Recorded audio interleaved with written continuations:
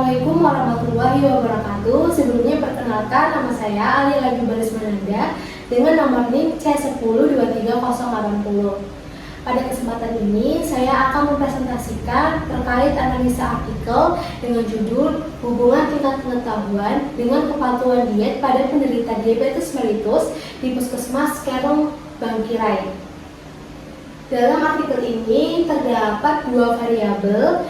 Yang pertama adalah variabel independen atau variabel bebas adalah tingkat pengetahuan penderita diabetes mellitus, dan variabel dependennya atau variabel terikatnya yaitu kepatuhan diet. Nah, penelitian ini ingin melihat apakah pengetahuan pasien berpengaruh terhadap perilaku dietnya. Lalu gap atau keterbatasan dalam penelitian ini terletak pada dua hal. Yang pertama ada lokasi penelitian hanya di satu puskesmas, sehingga hasilnya belum bisa mencerminkan kondisi masyarakat di daerah lain yang memiliki latar belakang sosial, budaya, atau ekonomi yang berbeda. Lalu yang kedua, penelitian ini hanya meneliti hubungan pengetahuan dengan kepatuhan diet. Padahal dalam kenyataannya, kepatuhan diet dapat dipengaruhi oleh banyak faktor lain seperti motivasi, dukungan keluarga, kondisi psikologis, status sosial ekonomi, serta akses terhadap informasi dan pelayanan kesehatan. Dengan hanya menyoroti pengetahuan, hasil penelitian ini belum memberikan gambaran yang menyeluruh mengenai faktor-faktor yang mempengaruhi kepatuhan pasien terhadap diet diabetes. Selanjutnya, desain dalam penelitian ini menggunakan metode analitik korelasi yang tujuannya untuk mengetahui ada tidaknya hubungan antara dua variabel, yaitu tingkat pengetahuan dan kepatuhan diet pada penderita diabetes mellitus. Dengan penggunaan pendekatan cross-seksional, yang artinya data dikumpulkan hanya sekali secara bersamaan pada satu waktu. Lalu alat penelitian yang digunakan dalam penelitian ini meliputi kuesioner dan wawancara. Kuesioner berisi pertanyaan terkait tingkat pengetahuan dan kepatuhan diet pada penderita diabetes mellitus, sedangkan wawancara digunakan untuk memperoleh data tambahan dan memastikan keakuratan jawaban responden. Lalu sampel dalam penelitian ini adalah penderita diabetes mellitus yang melakukan kontrol di wilayah kerja Puskesmas Kerong Bangkirai.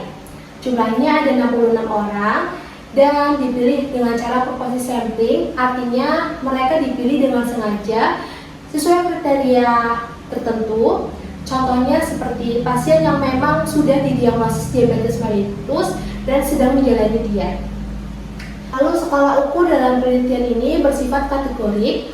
Untuk variabel tingkat pengetahuan digunakan skala ordinal dengan diklasifikasikan ke dalam 3 tingkatan. Yang pertama, baik, cukup, dan kurang. Skala ini menunjukkan adanya tingkat pengetahuan. Sementara itu, untuk variabel kepatuhan diet diukur menggunakan skala nominal dan dikelompokkan ke dalam 2 kategori, yang patuh dan tidak patuh. Skala nominal digunakan karena kedua kategori tersebut bersifat saling terpisah dan tidak menunjukkan adanya tingkatan atau urutan. Lalu yang terakhir ada analisis univariat dan analisis bivariat. Analisis univariat dilakukan untuk mendeskripsikan karakteristik responden dari masing-masing variabel secara satu persatu. Dalam penelitian ini, data yang dianalisis meliputi umur, jenis kelamin, tingkat pendidikan, pekerjaan, pengetahuan, dan kepatuhan diet yang disajikan dalam bentuk distribusi, frekuensi, dan presentasi. Sedangkan analisis bivariatnya menggunakan uji chi-square yang digunakan untuk melihat ada tidaknya hubungan antar variabel, yaitu variabel independen tingkat pengetahuan dan variabel dependen kepatuhan diet.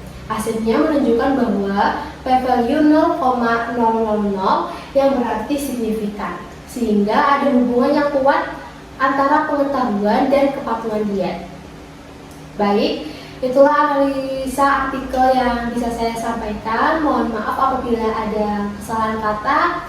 Terima kasih atas waktunya dan perhatiannya. Wassalamualaikum warahmatullahi wabarakatuh.